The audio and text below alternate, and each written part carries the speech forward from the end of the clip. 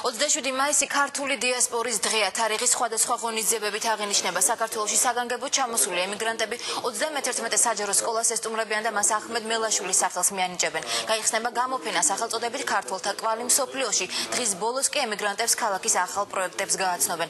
ამ წუთებში ქართული დიასპორის ასამდე წარმომადგენელს ხელისუფლების წარმომადგენლები სასტუმრო რედისონში ხვდებიან. კონფერენციის დეტალებზე ნათია ბანძელაძე ისაუბრებს პირდაპირ ეთერში. ნათია, გისმენთ.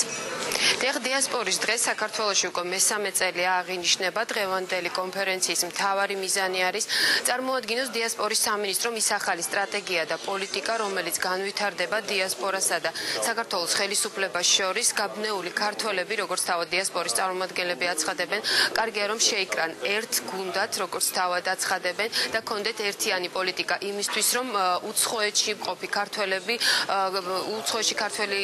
უცხოეთში მყოფი ქართველებისთვის შესაძლებლობა იყოს მეტი, რომ თავის ქვეყანას დაეხმარონ და ასევე საკუთარი ქვეყნიდან კონდეთ მათ მხარდაჭერა. შეეხება დიასპორის ახალ პოლიტიკას, ის სწორედ ამ კონფერენციაზე იქნება წარმოდგენილი და კონფერენცია ძირითადად კითხვა-პასუხის რეჟიმში მიმდინარეობდა. საქართველოს დიასპორის მიმართულებით მუშაობას არ აქვს ძალიან დიდი გამოცდილება. ჩვენ გვინდა რომ მათთან ერთად შევქმნათ რიგი მიმართულებებისა. ჩვენ გვინდა რომ ისინი იყვნენ ჩართულები ამ ყველაფერში, იმიტომ რომ ეს არიან ადამიანები, რომლებსაც აქვთ უდიდესი გამოცდილება, მათ ყველაზე კარგად იციან თუ რა საჭიროებები არსებობს საზღვარგარეთ ცხოვრებ ჩვენთან ამ მემამულეებში და ისინი არიან ფაქტიურად საბოლოო მომხმარებლები პოლიტიკისა, რომელსაც ჩვენ ვცდილობთ რომ შევქმნათ.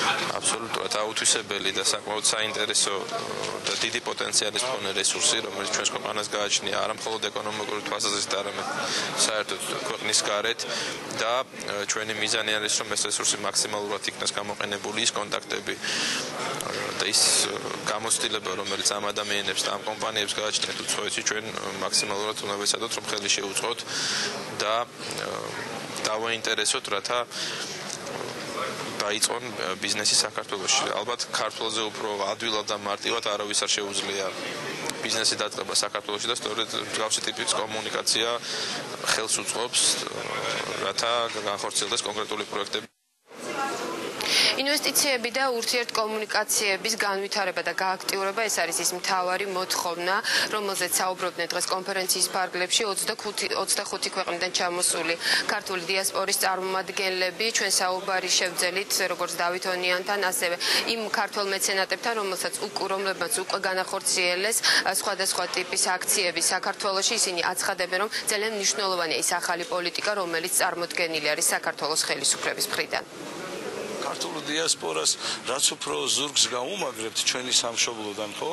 ჩემი აზრით ისინი უფრო ძალიან სწრაფი, აი სიჩქარით უფრო წარმოდგებიან, უფრო მეტი ძალა ექნება და უფრო სწრაფად დაუდგებიან თავის ქვეყანას გვერდით. შეკრება ძალიან აუცილებელია ყველა საზღვარგარეთ მაცხოვრებელი ქართველებისთვის. ეს ხელს უწყობს როგორც საზღვარგარეთ მაცხოვრებელ ქართველების დაბრუნებას, ასევე ინვესტიციების განვითარებას და ინვესტიციების ჩაადებას იქ მაცხოვრებელი ქართველების საქართველოში და თუნდაც იმ მაცხოვრებელი ქართველების, რომელსაც საკმაოდ დიდი წრე ყავს იქ როგორც ფინანსურად, ასევე საინვესტიციო გარემო შესაქმნელად. 25 ქვეყნიდან დიასპორას გავიცანეთ ჩვენი ქართველები, ჩვენი ურთიერთობისთვის ძალიან მნიშვნელოვანი არის პროექტები გავიზიარეთ და თანამშრომლობას გაგრძელდება იმედი გვაქვს ჩვენ.